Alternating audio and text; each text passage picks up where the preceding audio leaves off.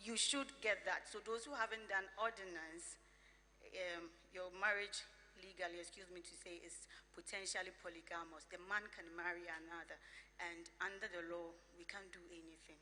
It's recognized as law. So it means that then you know that, woman, you're powerful. How do I then keep my husband? How then do I keep my home? So we'll get there as well.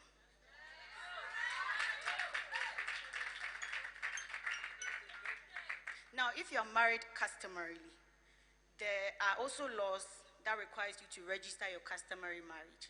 It's actually not by force, because the registration of your customary marriage was just, it came about for them to sort of know how many people marry customarily, because you can't tell.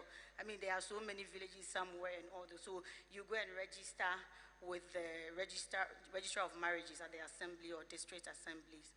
So people do. If you want to, I guess we can talk about that one later. You just see me and we'll do that. That's free because of Papa.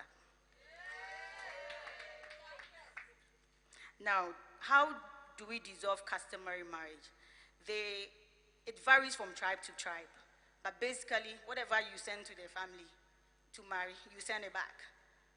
Do you understand? But there are some grounds that they require: seduction, adultery by the woman, willful neglect to maintain the wife, sterility, and infidelity. Then I ask myself, adultery by the woman, why not the man?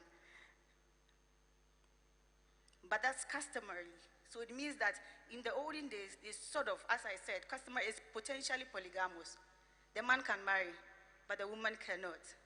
So if you, the woman, you go, is adultery, but the man, it's allowed once he can take care of them. And that is why I'm saying, as we move on, you realize that, woman, you are powerful. So how do you keep your marriage intact despite the law? Now we come to the ordinance marriage. So we have 3 types of ordinance marriage. The first one is the one that you get by the marriage officer. That's the church. And the second one is what you do by the registrar's certificate. That's when you go to AMA or you go to the registrar's office to sign. And then the third one is a special license. So with the ordinance, the requirements for that law is not, how do we call that, you should have done customary marriage. So normally when the churches, you go, why and why they be beer or fear, what's the way? They said yes. That is not the requirement for you to do ordinance.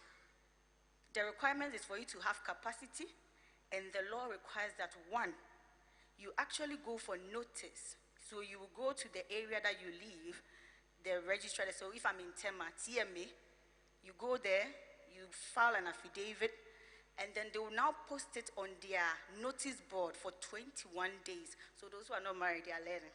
For 21 days. And during the 21 days, that is where, if you have anything to say, you go and enter something they call a caveat.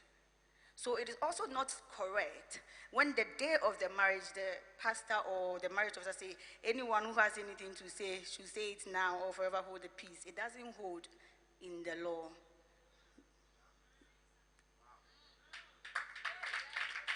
Because the law requires that you do that during that 3 weeks. So, for instance, if it's the marriage officer, they will post it like, the church, 1, must be a licensed place.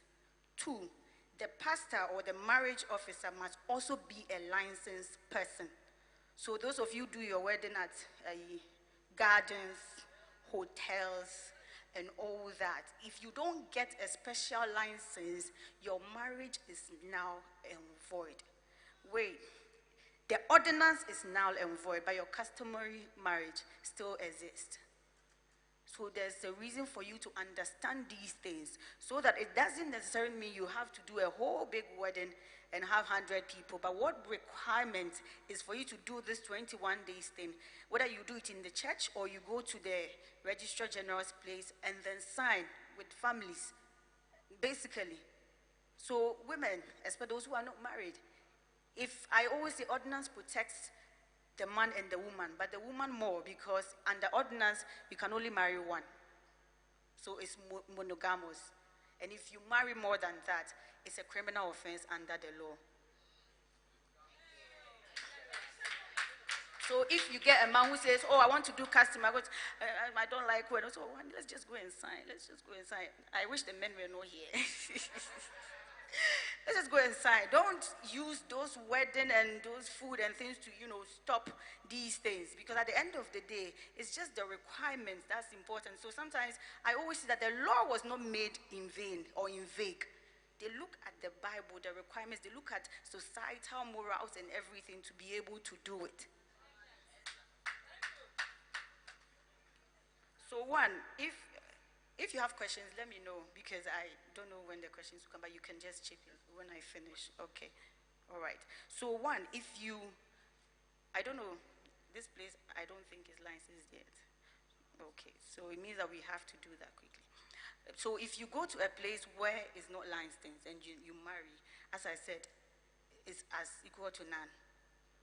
So those of you did garden, wedding, hotel, and all those things, I just want to let you know that it's actually nothing.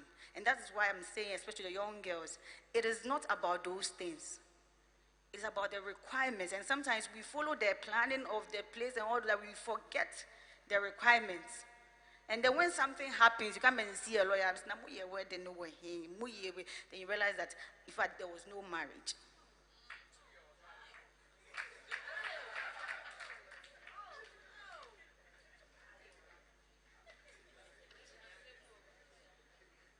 So if you want the special license, what the special license does is that it's able to say, okay, we've now licensed La Palme for you. The special license can actually even reduce the number of days, the 21 days, if you don't have time. Maybe your husband has just come from outside the country, you want to do it a bit faster. You go there, you get the special license, they reduce the number of days for you to fit. Because if you don't satisfy the 21 days, the marriage is null and void.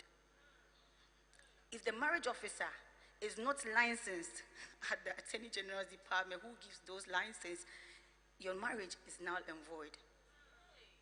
If the place that you did it is also not licensed, then the marriage is also null and void. So customary marriage, ordinance, they are two exclusive things. They are not together that you have to do both. So the moment the ordinance is null and void, then obviously your customary ones still subsist. So now there's something we call conversion of marriage. I remember when I explained this to a friend of mine, he said, then he didn't know what he was doing. When you do the customary marriage, and then you do the ordinance, which some people call white wedding or go and sign a red, what you basically do is you've converted the polygamous marriage to a monogamous marriage. So they call it conversion. So when I explained to some group of men, they said, then they were deceived. Because if they knew that was conversion, they wouldn't have done time. They thought you have to do this and do this. Men, this is to protect not only you. Sometimes you think it's just you. It's also to protect the women, because the law is both sides. If you marry without divorcing the first one, and then go ahead to marry another person, it's bigamy. It's a criminal offense. Same way, if a woman knows that a man is married, so the word is no, and still goes ahead to marry the man, she also commits a misdemeanor, which is also a criminal offense, and is equal to 2 to 3 years in prison.